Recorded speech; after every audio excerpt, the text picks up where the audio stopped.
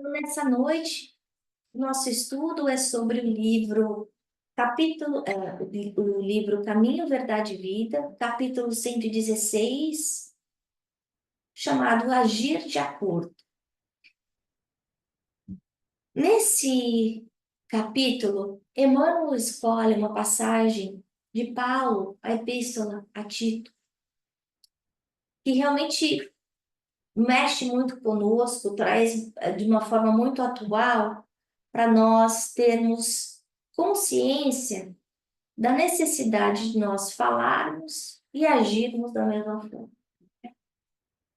Confessam que conhecem a Deus, mas negam-o com as obras, sendo abomináveis e desobedientes, e reprovados para toda boa obra. Como sempre, Paulo direto, né? Ele não, ele pega ali o shortcut e já vem contar pra gente de cara que tá errado. Ele tá puxando a orelha de todo mundo ali, nessa epístola. E tá falando, bom, o que foi que você aprendeu com Jesus? Você tá fazendo? Ou você tá falando? Porque só falar não basta. A gente tem que viver aquilo que a gente está falando. E nós, como espíritas, que somos os cristãos novos, a gente tem que fazer a mesma coisa. A gente aprende que para aquela pessoa que já estudou o Evangelho uma semana, já tem conhecimento suficiente para mudar a vida. Agora, a gente muda, aí já é outra coisa. Mas você já sabe o que é certo, o que tem que fazer. E essa coerência entre as nossas ações, a nossa vida, com aquilo que a gente fala, com aquilo que a gente aprendeu, é muito importante. Por quê? Porque a quanto mais foi dado, mais será pedido. A gente tem responsabilidade. É que nem uma criança que está fazendo bobagem, uma criancinha de 2 anos, está fazendo bobagem, aqui a gente vai ter. Não, mas é pequenininha, não sabe ainda. Mas se eu fizer as mesmas bobagens de uma criança de 2 anos, vamos falar assim, por exemplo, se uma criança de 2 anos for mexer na bolsa da Maria Ângela, todo mundo vai fazer, ah, olha só, gracinha, tá aí fuxicando, né? Se eu for mexer na bolsa da Maria Ângela, a Maria Ângela vai assim, ah, você está mexendo na minha bolsa. Por quê? Eu já sei que eu não posso mexer na propriedade dos outros, né? Então, nós, como espíritas, a gente deve querer ser conhecido como aqueles que buscam ser melhores a cada dia. A gente sabe que encontrar a perfeição no nível evolutivo que a gente está, mesmo a gente estudando o capítulo 17 aí do Evangelho Ser de Perfeitos, é difícil, né? É difícil a gente ser bom o tempo inteiro, ou ser igual a Jesus. Então, e muitas das pessoas acham assim, poxa, mas você não é espírita? Como é que você está fazendo isso? Mas o ser espírita não é assim, sinônimo de ser perfeito. Se a gente fosse perfeito, a gente não estava aqui na Terra. O ser espírita significa o quê? Aquela pessoa que está trabalhando na sua reforma íntima, que está prestando atenção no que está fazendo, que está olhando para o próximo e não só para si mesmo, né? Que tenta se conhecer um pouco mais a cada dia. Bom, mas aí, o que que Emmanuel faz? Ele pega esse trechinho pequenininho aí da Epístola a Tito e ele desenvolve no capítulo chamado Agir de Acordo, do livro Caminho, Verdade e Vida. E assim ele segue.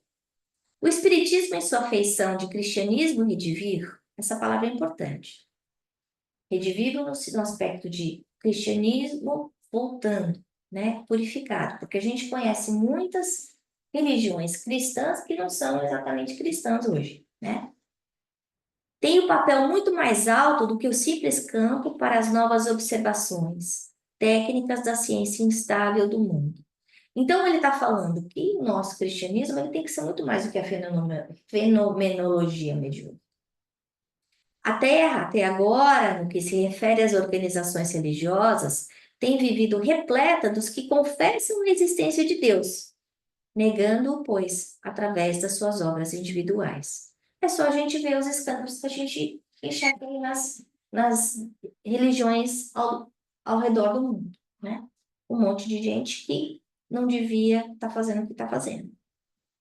O intercâmbio dos dois mundos, visível e invisível, de maneira direta, objetiva, esse reajustamento sentimental, para que a luz divina se manifeste nas relações comuns dos homens. A mediunidade É para a gente conseguir escutar de Deus de uma forma mais clara. São os Espíritos falando para a gente, olha, trabalha a sua reforma íntima. Eu errei, eu fiz isso, olha só, eu sofri demais porque eu fiz essas escolhas. Não faz essas escolhas, não. Como conciliar o conhecimento de Deus com o menosprezo dos semelhantes? As antigas escolas religiosas, à força de se arregimentarem como agrupamentos políticos do mundo, sob o controle de um sacerdócio, acabaram por estagnar os impulsos da fé em exterioridades que aviltam as forças vivas do espírito. E a gente sabe que os erros de passado de algumas pessoas erros que são das pessoas, acabaram contaminando a crença de outros, né? Então, eu não acredito em Jesus porque eu conheci pessoas que fizeram isso e eram cristãs. Uma coisa não tem nada a ver com a outra, né? Porque Jesus é uma coisa, o erro dos homens é outra. A doutrina consoladora da sobrevivência e da comunicação entre os habitantes da Terra e do infinito, com bases profundas e amplas no Evangelho, floresce entre as criaturas com características de nova revelação. Então, está falando que aqui o Espiritismo pode parecer uma nova revelação, para que o homem seja, nas atividades vulgares, real afirmação do bem que nasce da fé viva. Mas, na verdade, o Espiritismo não é uma coisa nova, é simplesmente relembrar o que Jesus veio falar, o que Jesus trouxe para nós. Então a gente vê Emmanuel chamando a nossa atenção para que a gente volte aqui para as bases e pensar o porquê que eu sou espírita. O que significa ser espírita? O que significa ser cristão? Porque ser cristão e ser espírita é a mesma coisa, né? Não tem diferença. O espiritismo ele tem 3 pilares que Kardec apresenta para a gente. É ciência, é filosofia e é religião. E a gente passou por uma fase muito longa onde a fenomenologia é muito importante, porque para chamar, para despertar as pessoas que estavam ainda dormindo em relação à realidade espiritual, só vivendo aquela terra. Então a gente vê aí no século XIX, cheio de efeitos físicos, por exemplo, na Europa ou aqui nos Estados Unidos também. Mas o principal desses 3 pilares que a gente vê que agora é necessário no momento de transição planetária é a renovação moral. É só a gente olhar para o mundo do lado de fora e a gente vai perceber que isso é realidade, né? A gente olhar para as coisas que as pessoas falam ou para as que as pessoas fazem e que muitas vezes a sociedade acha que isso é normal. Então é normal ser bullying para o outro, é normal você abusar do outro, é normal você humilhar o outro, é normal você roubar o outro, é normal você ser infiel. Não. Essa é a noção da normalidade da sociedade não faz com que as coisas erradas fiquem certas, né? E sem essa transformação moral que começa em cada um de nós, o planeta Terra não vai conseguir passar para o próximo nível, né? Que é um planeta renovado de regeneração, onde o bem predomina sobre o mal. Então a gente pode até escutar, poxa, mas tem maldade por todo lado? Sim, tem maldade porque as pessoas ainda vivem no mal, né? Mas não adianta eu ficar apontando o dedinho para todo mundo se eu não me renovar, né? O cristianismo redivivo significa, então,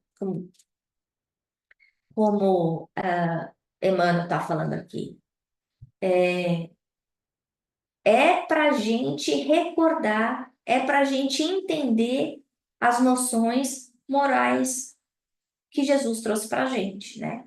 Como ciência espírita, ela é complementar à ciência da matéria, que é uma das coisas que as pessoas não entendem. Elas acham que a ciência espírita substitui a ciência da matéria no mundo. A ciência da matéria cuida do mundo físico. A ciência espírita cuida do mundo espiritual. As duas podem caminhar juntas, né? Mas o objetivo maior da doutrina espírita é que cada um se atente à sua renovação moral. É entender, bom, qual o exemplo de Jesus, usando de novo Jesus como modelo, e nos ajudar a conseguir navegar pelas dificuldades do mundo, pelas dores que a gente passa, sem a gente se revoltar, sem a gente sofrer mais do que a gente precisa sofrer, né? O conteúdo moral dos ensinamentos de Jesus está no Evangelho segundo o Espiritismo, né? Então, os três pilares. O, o livro dos Espíritos é a parte filosófica, né? Então, é falando exatamente o que é a doutrina espírita, o que significam as leis morais, o que é a lei divina, o que acontece no mundo espiritual, o que é Deus. Depois a gente tem o segundo livro, que é o livro dos médiuns. O livro dos médiuns vai falar sobre esse aspecto do intercâmbio entre o mundo material e o mundo invisível. E o Evangelho segundo o Espiritismo, que funciona para a gente como uma cartilha moral dos ensinamentos de Jesus. É um guia com mensagens simples, né? Porque muitas vezes as histórias que Jesus contava através das parábolas, elas eram muito condizentes com a época, e que para a gente pode não fazer muito sentido. Então, Kardec vai e tira o véu da letra para que a gente consiga entender bem o que é que ele estava tentando falar para a gente, né? E mostrar que essa renovação moral é importante. Para quê? Para que a gente seja feliz. Feliz aqui? Não, aqui a felicidade é relativa. Feliz no aspecto de eternidade mesmo, né? Mas a doutrina espírita coloca no nosso colo essa responsabilidade de que cada um de nós é accountable pelas nossas escolhas, né? E muita gente não gosta do espiritismo por causa disso. Acha que isso aí é uma coisa de culpa. Não tem nada a ver com culpa. Na verdade, o espiritismo fala: olha, Maria, você pode fazer o que você quiser. Você tem o seu livre-arbítrio. Mas o que a gente aprende com o espiritismo é que tudo que a gente faz tem consequência. Muita gente não quer ouvir isso, né? Então acha que pode fazer o que quiser. Posso beber o quanto eu quiser, posso usar droga o quanto eu quiser, posso desrespeitar os outros o quanto eu quiser. Não, são todas sementinhas que eu estou aí plantando ao longo do caminho, né? Então, voltando aí, eu comentei com vocês agora há pouco que o Evangelho, o capítulo 17, estava muito alinhado com o que a gente está estudando hoje, porque no item 3 e no item 4 ele fala um resumo do que significa ser uma pessoa do bem. E ele fala assim: o verdadeiro homem de bem, homem, ser humano, né? Não homem em termos de identidade, é o que cumpre a lei da justiça, do amor, da caridade na sua maior pureza. Mas esse item é longo, né? Eu peguei um pedacinho só para a gente pensar. Depois, no item 4, ele fala a característica do bom espírito. E ele fala: reconhece-se o verdadeiro espírita pela sua transformação moral, pelos esforços que emprega para domar as suas inclinações e más tendências. Então, quando a gente combina aí essa vivência da lei de justiça, amor e caridade com o trabalho na nossa reforma íntima através do autoconhecimento, a gente está no lugar certo, a gente está caminhando na direção certa. Significa que todo homem de bem necessariamente é nesse espírito? Não. E significa que todo espírita é um homem de bem? Não. Porque tudo está baseado nas nossas escolhas. Quantas pessoas a gente conhece que não tem religião nenhuma? Você fala, meu Deus, mas essa pessoa parece com uma luz dentro dela, né? Faz o bem, se preocupa com todo mundo o tempo inteiro e não tem religião. Eu conheço uma pessoa assim. E ela é maravilhosa. Eu falo, meu Deus, você tem duas asas. Né? O pai dela faleceu semana passada. E eu falei, Lu, você quer que eu leve o nome do seu pai para o centro para rezar? Eu sei que você não acredita em nada. Eu falei, não, não pode levar. Mas essa pessoa que eu conheço que mais ajuda todo mundo o tempo inteiro e não tem uma religião. A religião dela é ser uma pessoa do bem, de olhar para o outro, né? De ajudar o outro, do desapego, completamente desapegado. Então, O Evangelho segundo o Espiritismo, né? O Espiritismo conduz forçosamente aos resultados acima expostos que caracterizam o verdadeiro espírita como o verdadeiro cristão, pois são a mesma coisa. Então, o verdadeiro espírita é o verdadeiro cristão, por isso o Espiritismo é chamado de cristianismo redivivo. Nesse momento da transição, a gente não pode mais perder tempo. Eu não sei se vocês sabem, mas todos nós estamos vivendo a última encarnação nesse planeta como expiação e provas. Então, se a gente voltar para a Terra, a gente vai estar voltando já com um upgrade, onde o bem predomina sobre o mal. Mas se a gente não passar de ano, se eu não melhorar, eu vou para outro planetinha, que vai voltar a ser mundo primitivo, para eu voltar a aprender, porque a gente sabe que a Terra é super evoluída do ponto de vista de inteligência, de tecnologia, mas não imoral. É só a gente olhar as guerras, as atrocidades que a gente vê acontecendo pelo mundo afora, né, que parece que está pior, né, do que era antes, né? Por quê? Porque está todo mundo tendo essa última chance. É como, entre aspas, Deus tivesse aberto a porta do inferno, entre aspas, né? Porque a gente sabe que o inferno não existe.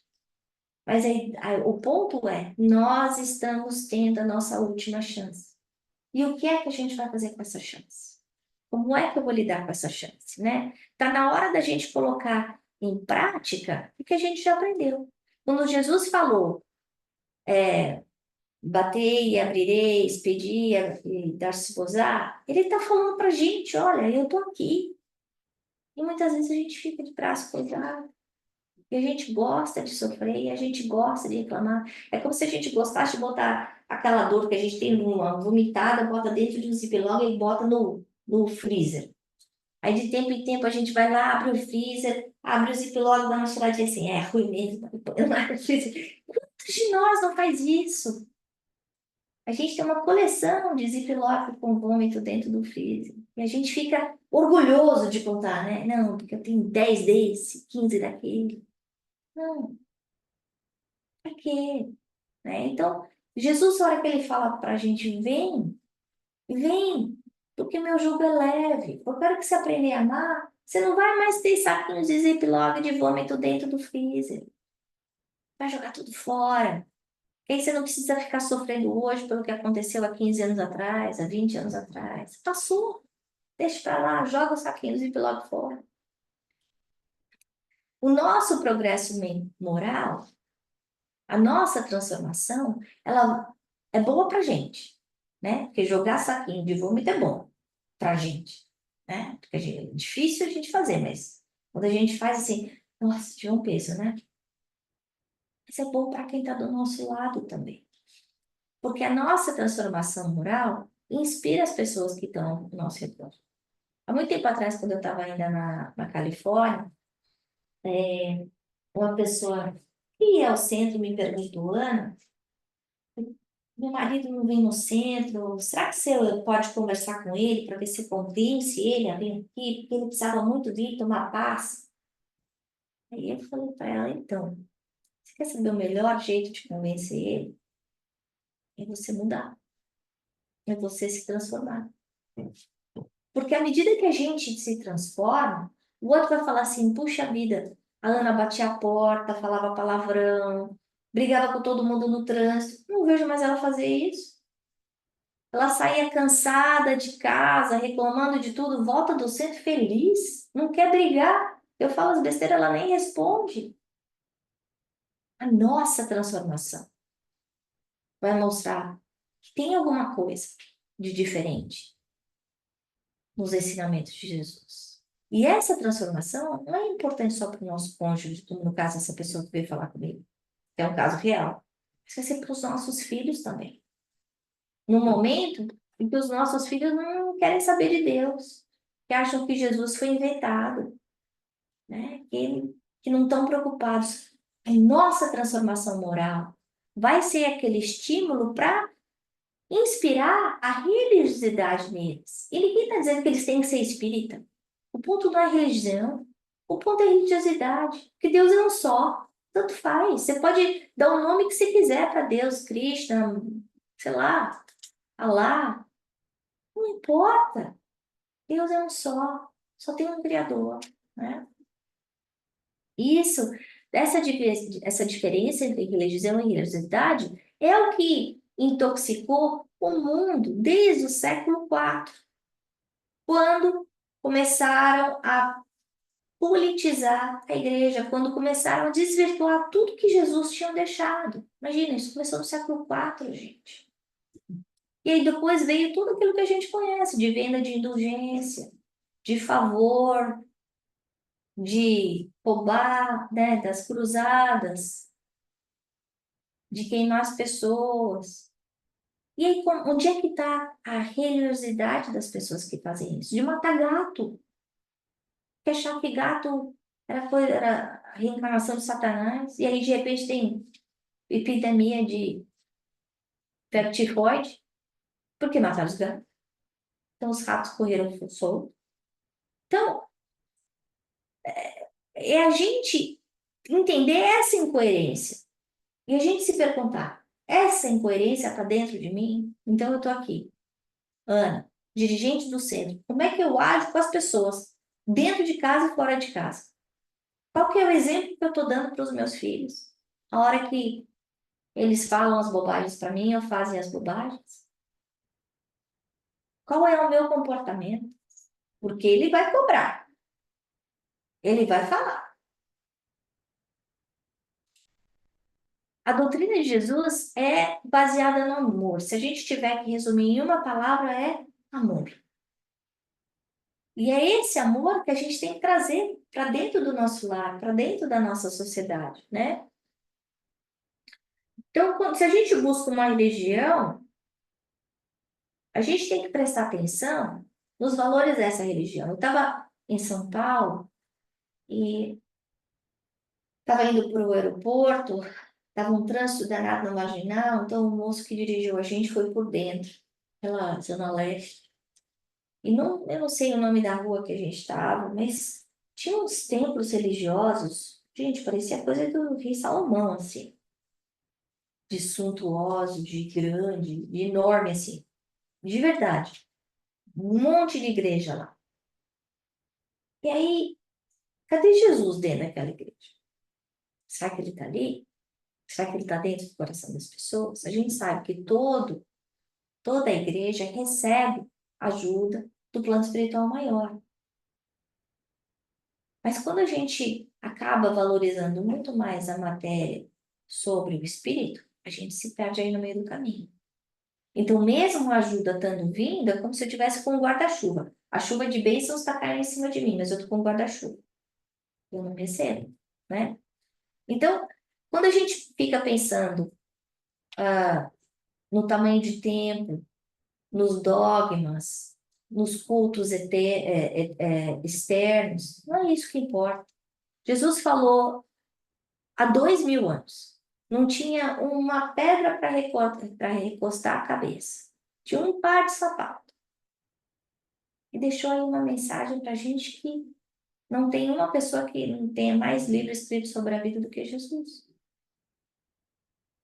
Então a gente não precisa complicar muito para ter religiosidade, né? Mas a gente tem que prestar atenção. Qual é a mensagem que a gente está recebendo na religião que a gente segue? E eu estou falando, essa palestra fica gravada, né? Então, não sei quem vai ouvir, se é espírita ou não espírita. Prestar atenção, porque uma religião, ela tem que levar o homem, a mulher, o ser humano, a ser uma pessoa melhor. Se ela não estimula melhor, então o caminho está errado. Se é uma religião que fala que eu tenho que explodir as pessoas, como a gente sabe que tem, é uma coisa errada, né? Então, prestar atenção, qual é a mensagem que a gente está recebendo e o que é que a gente está fazendo a respeito dessa mensagem. Por quê? O intercâmbio com o invisível é constante. A gente tem testemunhas invisíveis. Paulo falou isso já. Então, Chico falava que quem tem pouco obsessor tem 7. Então, a gente tem pelo menos 7 pessoas invisíveis ao nosso redor. Então, a gente está aqui nessa sala com 6 vezes 7, 42. que a gente trouxe, né, dentro dos nossos lares. E aí esse intercâmbio, ele é contínuo, o tempo inteiro. E a gente vê isso depois, a importância da nossa vigilância, por quê? Porque isso vai com a sintonia. Então, diz-me o que você pensa, eu vou te dizer quem é que está andando com você. Se você só pensa coisa errada, quem vai estar perto de você também pensa igual a você. E é tão fácil a gente entender isso, porque, por exemplo, para uma pessoa que não bebe como eu, se eu for para um bar e ficar rodeado com gente que adora beber e que fica bêbado, vai ser muito chato para mim. E vai ser muito chato para eles também. Então, eu vou querer andar com gente que pensa, que age semelhante a mim. Então, quando a gente escolhe os nossos grupos, os nossos pensamentos, a gente tem que pensar que eles são refletidos do ponto de vista espiritual também, né? A nossa mente controla a nossa vida. Ela não só gera as nossas palavras nascem do nosso pensamento, os nossos atos, nosso pensamento, mas a gente tem que pensar que o que a gente pensa é criação viva, é energia. Pensamento é energia. Se a gente renova o nosso pensamento, se a gente renova o nosso sentimento, a gente renova a nossa vida. Se eu quero a minha vida diferente do lado de fora, eu tenho que renovar aqui. Não adianta eu ir para Paris e ficar olhando para a Torre Eiffel. Não vai resolver o meu problema. Não adianta eu ir para a praia mais linda do mundo e ficar tomando sol. Meu problema vai junto. Ele entra no avião junto e resolve aqui, né? É de dentro para fora e não de fora para dentro. No livro dos Espíritos, eu coloquei aqui algumas perguntas que falam da importância da vigilância e da interferência espiritual. Então, a pergunta 459 fala: os espíritos influem em nossas vidas? A resposta: muito mais do que você imagina. 467. O homem pode se eximir da influência dos espíritos que procuram arrastá-lo ao mal? Sim, pode, porque eles só vão estar alinhados com aqueles que pensam como ele. 469. Por que meio podemos neutralizar a influência dos maus espíritos? Porque muitos de nós vimos, ou viemos, ou continuamos a vir a um centro espírita, porque a gente precisa de ajuda, porque a gente está com problema, né? Então, essa pergunta é para você. Como é que eu consigo me livrar do meu obsessor? É só vir no centro? Não, não é só vir no centro. Praticando o bem, pondo em Deus toda a vossa confiança, repelireis a influência dos espíritos inferiores e aniquilareis o império que desejam ter sobre vós. Então, é através da minha transformação. Só o passe não resolve. Só vir o centro não adianta, né? Se eu não mudar a forma como eu penso. E aí? Como conciliar o conhecimento de Deus com o menosprezo dos semelhantes, que Emmanuel fala, né? Como a gente entender que a gente tem que sair da zona do conforto, né? Nem sempre o que a gente estiver fazendo, que é certo perante os olhos de Deus, vai ser certo perante os olhos do... Se, dependendo do grupo que eu tiver, por exemplo, quando eu falo que eu não bebo, eu não bebo por razões de saúde, né? Então, algumas de vocês sabem da doença que eu tenho, eu não posso beber. As pessoas falam, nossa, mas por que você não bebe? Mas que esquisito você não bebe. Não bebe nada, mas nem um copo de vinho? Não. Então, para o mundo, é normal. E o fato de eu não beber é o anormal. Mas para o meu corpo, a coisa certa é eu não beber, porque se eu beber, eu vou inflamar, e se eu inflamar, vai doer, né? Eu já aprendi isso. Então, da mesma forma, as outras coisas, seja usar droga para os jovens, né? Ou ser infiel. Outro dia eu escutei de uma pessoa, mas todo mundo é infiel. Aí eu pensei, mas eu não sou. Significa o quê? Então, porque todo mundo é, eu vou ser também? Não, né? Sou político. Todo mundo é corrupto. Será que todo mundo é corrupto? Será que dá para ser polícia e ser corrupto? Não é? Então, a gente pensar como é que está aí o mundo, num mundo em que está em ebulição, com uma coisa, ah, um monte de coisa errada, e a gente continuar vivendo na crença que a gente tem dentro de si, né? E aí, voltando no homem de bem, Kardec fala, não tem ódio, nem rancor, nem desejo de vingança, perdoa e esquece as ofensas, não se lembra. Não se lembra é duro, né? É indulgente para as fraquezas alheias, porque sabe que também necessita de indulgência. E lembra-se das palavras de Jesus: atire-lhe a primeira pedra, aquele que estiver sem pecado. Eu acho que é uma das coisas mais sérias para a gente, porque quem de nós não tem esqueleto dentro do armário? Todo mundo tem. Não que a gente vai ficar colocando na primeira página do jornal, mas todo mundo tem coisa que fez errado no passado. E eu não preciso de perdão, eu não preciso de uma segunda chance, né? As antigas escolas religiosas, a força de se arregimentarem como agrupamentos políticos do mundo, sob o controle do sacerdócio, acabaram por estagnar os impulsos da fé, em exterioridades que aviltam as forças vivas do espírito. Isso a gente já falou um pouco. A história da Igreja Católica, que desvirtuou os ensinamentos de Jesus. É só pensar no cálice de ouro cravejado de pedra. Tem uma coisa que não combina com Jesus, é um cálice de ouro cravejado de pedra. Né? Um homem que era simples. Então, foram erros dos homens e não de Deus. E é importante a gente lembrar disso, que o ensinamento maior de Jesus como Cristo planetário foi o amor, nos 3 anos que ele pregou, né? E lembrar que a religiosidade não necessariamente tem a ver com a religião. Eu posso ser espírita de carteirinha, mas se eu chegar em casa e brigar com todo mundo, eu não estou vivendo a religiosidade que eu preciso viver, né? Por quê? Porque a religiosidade vem de dentro, não está no tempo, não está no nome da religião que eu vivo. Está nas nossas prioridades, está nas nossas escolhas, está na nossa conduta moral. A doutrina é consoladora da sobrevivência e da comunicação entre os habitantes da Terra e do infinito, com bases profundas e amplas do Evangelho. Então, Jesus, aqui, nessa vivência da fé, ele fala aqui, para que o homem seja nas atividades vulgares, real afirmação do bem que nasce na fé viva. Jesus não pergunta para a gente qual é o nosso grau acadêmico, quem foi seu pai, quem foi sua mãe. Não pergunta se a gente é rico ou pobre. Não pergunta quantas línguas a gente fala. Ele não pede para decorar os versículos, saber as cartas de cor. Não, não pede para a gente acordar de manhã, 5 horas da manhã, rezar em cima do grão de milho. Não precisa de nada disso. Convite é, espere em mim. Vê o que eu fiz, não o que eu falei. O que eu falei também.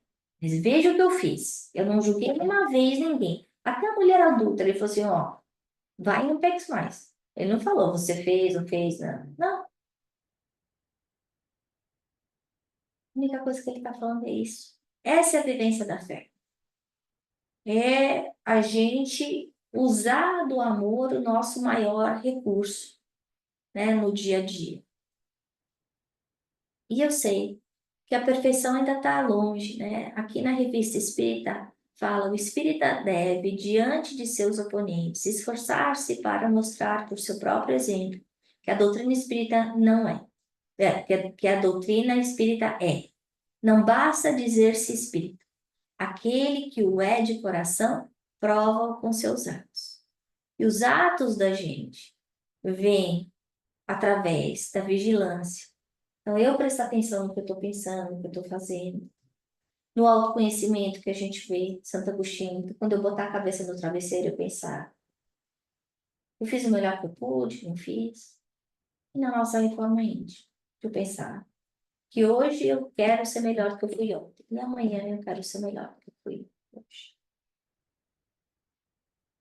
Então, é isso que a gente tinha para falar hoje sobre o agir de acordo, esse capítulo tão importante de Emmanuel. E agora a gente vai para o nosso passe. E eu convido a todos a fecharem os seus olhos materiais, caso se sintam confortáveis com isso. Respirarem fundo, elevarem os pensamentos até Deus, até Jesus, nosso Mestre, pedindo que o nosso anjo da guarda, nesse instante, nos dê aquele passe espiritual completo, renovador, equilibrando os nossos centros de força, auxiliando-nos nas nossas dificuldades. Nós vamos entregando as nossas preocupações, pedindo que os mentores amigos cuidem de tudo aquilo que nos preocupa, que nos tira o sono. Que ajudem-nos, Senhor, a ter sabedoria, paciência, tolerância, para conseguir vencer todas as dificuldades do dia a dia. Que nós tenhamos perseverança e amor em tudo aquilo que fazemos. Que nós possamos, Senhor, ser mensageiros do teu amor. Que nós possamos sempre levar uma palavra de carinho a alguém que necessita. Um olhar amigo, um abraço carinhoso.